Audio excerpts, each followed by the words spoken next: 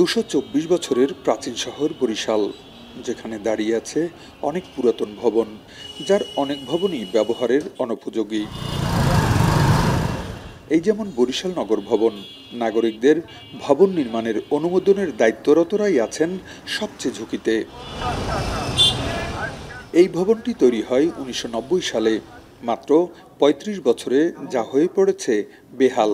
সাম্প্রতিক ৫.৭ মাত্রার ভূমিকম্পে ভবনটির বিভিন্ন কক্ষের ছাদের পলেস্তারা খসে পড়েছে, বিম ও দেয়ালে দেখা দিয়েছে ফাটল। প্রতিদিনই এই ভবনেই সেবা নিতে আসেন নাগরিকরা। আর সিটি কর্পোরেশনের ৪২৬ কর্মকর্তা কর্মচারী কাজ করছেন জীবন বাজি রেখে। সিটি কর্পোরেশন অনেক জায়গায় ফাটল ধরছে, তার মধ্যে আমাদের এই কর আদায় শাখায় আপনার একটা পিলার ফেটে গেছে। একের পর এক ভূমিকম্পের কারণে আমাদের অনেকেই একটু আতঙ্ক কাজ করে যে কোনো সময় কোনো দুর্ঘটনা না ঘটে। বিমে অনেক ফাটল দেখা দিয়েছে, আমরা অনেক ঝুঁকির মধ্যে কাজ করতেছি। মাঝারি মাত্রার ভূমিকম্প হলেই নগর ভবন ধসে পড়ার আশঙ্কার কথা বলছেন প্রধান প্রকৌশলী। আর প্রধান নির্বাহী কর্মকর্তা জানান, নতুন ভবনের নির্মাণের অনুমতি ও বরাদ্দের জন্য মন্ত্রণালয়ে লিখিত জানানো হয়েছে। আমাদের যে ভবনটিতে আমরা এখন অবস্থান করতেছি এটি পৌরসভার সময়, এবং আমি যতটুকু জানি এটা দোতলার ছিল প্ল্যান, পরবর্তীতে এটা 3 তলা করা হয়েছে। নতুন ভবনের জন্য আমরা মিনিস্ট্রিতে চিঠি লিখেছি এবং সেটা বিভিন্ন পর্যায়ে আছে।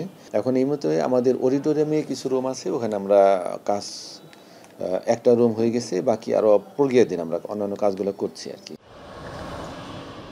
শুধু বরিশালের নগর ভবনই নয়, ভূমিকম্পে ক্ষতিগ্রস্ত হয়েছে বেশ কিছু সরকারি ও বেসরকারি ভবনও।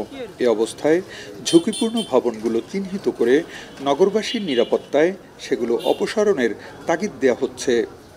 যেই বিল্ডিংগুলো ঝুঁকিপূর্ণ সেগুলোকে যত দ্রুত সম্ভব এটুকুগুলোকে অপসারণ করতে হবে। যদি অপসারণ করা না হয়, বিশেষ করে ভূমিকম্প তৈরি হয়, তো বরিশালের মানুষের জীবনের মৃত্যুর হার বেড়ে যাবে। বড় মাত্রার ভূমিকম্প আঘাত হানলে ফায়ার সার্ভিসের একার পক্ষে সামাল দেয়া কঠিন হবে বলছেন দুর্যোগ বিশেষজ্ঞরা। এ অবস্থায় স্বেচ্ছাসেবক সংগ্রহ ও প্রশিক্ষণের দিকে গুরুত্ব দেওয়া প্রয়োজন বলে জানান তারা। ৮ থেকে ৯ মাত্রার কোনো ভূমিকম্প যদি এখানে আঘাত হানে, সেক্ষেত্রে আমাদের যে ফায়ার সার্ভিস এবং সিভিল ডিফেন্সের যে ক্যাপাসিটি, সেই ক্যাপাসিটিতে তারা দুর্যোগ কার্যক্রমে কিছু করতে পারবে না। ভূমিকম্প হলে কি করতে হবে, এই ট্রেনিংটা আমার মনে হয় সোশ্যাল মিডিয়া, টেলিভিশন, রেডিও এগুলোর মাধ্যমে করা যেতে পারে। সিটি কর্পোরেশনের তথ্য বলছে, বরিশালে হোল্ডিং সংখ্যা ৫৭,০০০, এর মধ্যে ১৭,০০০ টিন শেড, বাকি ৪০,০০০ই ভবন, যেখানে বহুতল ভবনের সংখ্যা ২ শতাধিক। ২০১৫ সালে বরিশাল সিটি কর্পোরেশন ঝুঁকিপূর্ণ ভবনের একটি তালিকা তৈরি করেছিল। তাতে সংখ্যা দাঁড়িয়েছিল ৩৫টিতে। এর মধ্য থেকে 7টি অপসারণ করা হয়, বাকি রয়ে গেছে এখনও 28টি।